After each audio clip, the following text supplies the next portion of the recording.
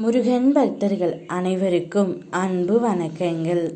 என் அன்பு குழந்தையே, நீ எப்பொழுதும் கவலைகளால் சூழ்ந்து இருக்கின்றாய்.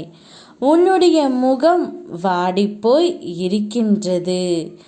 என் குழந்தை சந்தோஷமில்லாமல் கஷ்டத்தில் இருப்பதை பார்க்க என்னால் முடியவில்லை தங்கமே.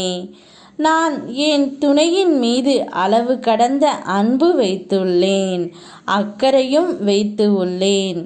இருந்தும் அவர் என்னை புரிந்து கொள்ளவில்லையே, என்னை ஒரு பொருட்டாக மதிக்கவில்லை என்று கவலைப்படுகின்றாயா தங்கமே? என்னை உதாசீனப்படுத்தினார்களோ என்ற வருத்தத்தில் நீ இப்பொழுது இருக்கின்றாய். உன் துணையின் மனதில் என்ன நினைக்கின்றார் என்பதை நான் இப்பொழுது உன்னிடம் கூறப்போகின்றேன். இதை முழுமையாக கேள். உன்னை விட்டு பிரிந்து சென்ற உன்னுடைய துணை எத்தனையோ குழப்பங்களிலும் மன வருத்தத்திலும் தான் இருக்கின்றார். அவர்களை சுற்றிய ஒவ்வொரு நிகழ்வுகளிலும் உன்னை பற்றிய ஞாபகம் தான் இருக்கின்றது. உன்னை அவராலும் மறக்க முடியவில்லை. உன்னையே நினைத்து கொண்டு இருந்தும் உன்னிடம் வருவதற்கும் உன்னிடம் வந்து பேசுவதற்கும் காலதாமதம் ஆகின்றது தங்கமே. அவர் மனதை உடனடியாக மாற்ற முடியவில்லை. அவரை சுற்றி உள்ளவர்களும் அவர் மனதை மாற்றி உன்னுடன் சேர்த்து வைக்க முடிவு எடுத்து விட்டார்கள். ஆனால் அதை மட்டும் இன்று வரை செய்ய முடியவே இல்லை தங்கமே.